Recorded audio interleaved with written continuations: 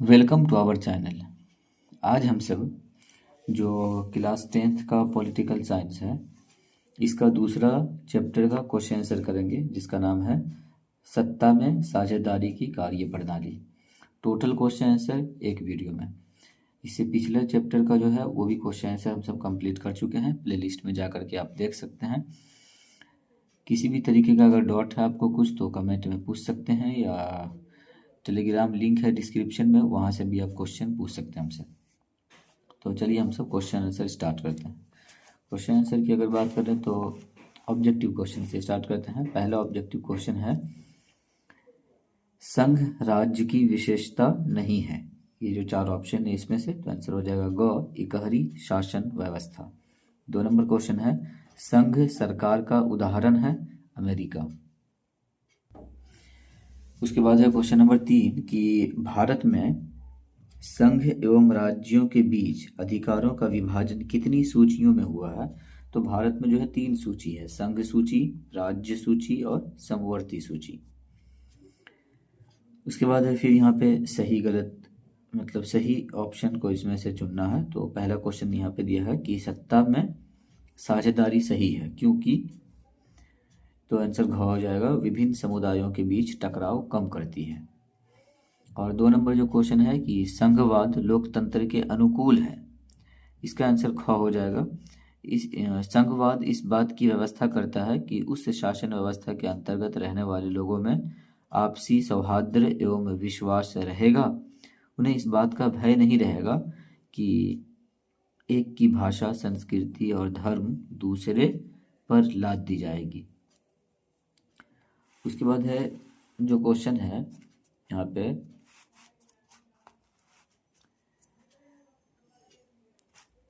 कह रहा है कि नीचे स्थानीय स्वशासन के पक्ष में कुछ तर्क दिए गए हैं, इन्हें आप वरीयता के क्रम में सजाएं। मतलब कि इनमें कौन पहले आएगा कौन बाद में आएगा। तो इसमें जो लिखा हुआ है, सबसे पहले अगर हम इसको वरीयता क्रम में लिखेंगे तो सबसे पहले इसको लिखेंगे, दूसरा वाले को। स्थानीय लोग अपने इलाके की ज़रूरत, समस्याओं और प्राथमिकताओं को जानते हैं। तो ये 1 नंबर में इसको हम सब लिखेंगे। 2 नंबर में लिखेंगे ये वाला लास्ट वाले को, इसको हम सब 2 नंबर में लिखेंगे। कह रहा है कि स्थानीय जनता द्वारा बनाई गई योजना सरकारी अधिकारियों द्वारा बताई गई योजना में ज़्यादा स्वीकृत होती है।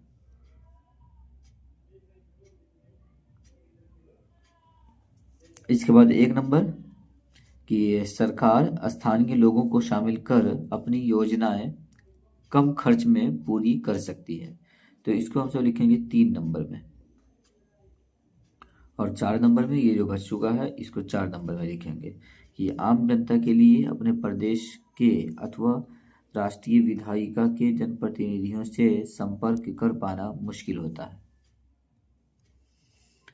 अब यहाँ से है अति लघु उत्तरीय प्रश्न, 2 क्वेश्चन अति लघु का। पहला क्वेश्चन है कि संघ राज्य का अर्थ क्या है।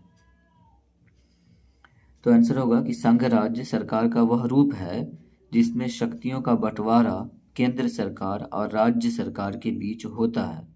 संघ राज्य संवैधानिक तौर पर शक्तियों को साझा करता है। भारत संघ राज्य का उदाहरण है।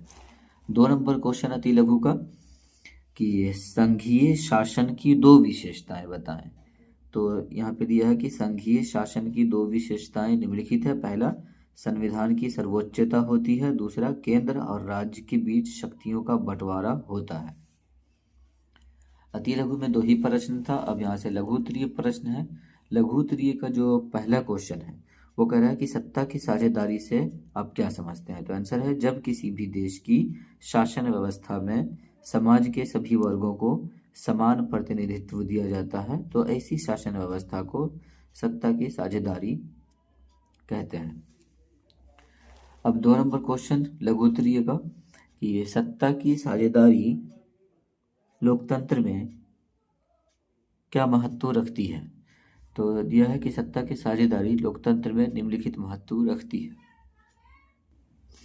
1 नंबर में लोकतंत्र को मजबूत बनाती है। दूसरा, राज्य की जनता को जागरूक करती है।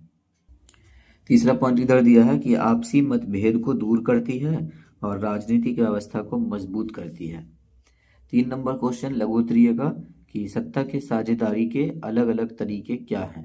तो दिया है कि सत्ता के साझेदारी के अलग अलग तरीके निम्नलिखित है। पहला में सरकार के 3 अंगों के बीच सत्ता की साझेदारी, सरकार के विभिन्न स्तरों में सत्ता की साझेदारी, सामाजिक समूहों के बीच सत्ता की साझेदारी। तो लघु उत्तरीय में 3 ही प्रश्न था जो कि हम सब कंप्लीट कर चुके हैं। अब इसके बाद दीर्घ उत्तरीय प्रश्न है जिसमें दीर्घ उत्तरीय में 2 प्रश्न, तो इसको भी हम सब कंप्लीट करते हैं।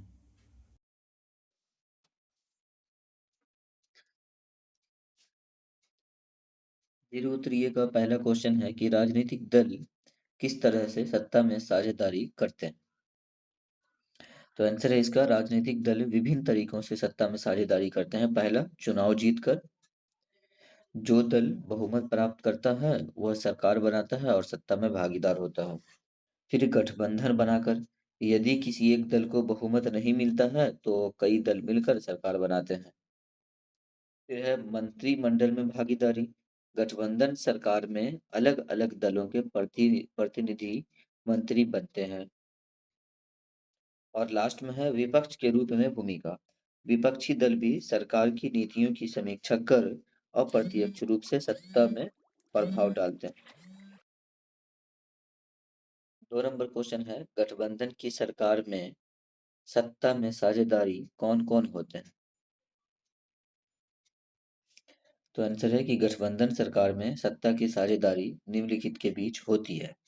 पहला, विभिन्न राजनीतिक दलों के बीच।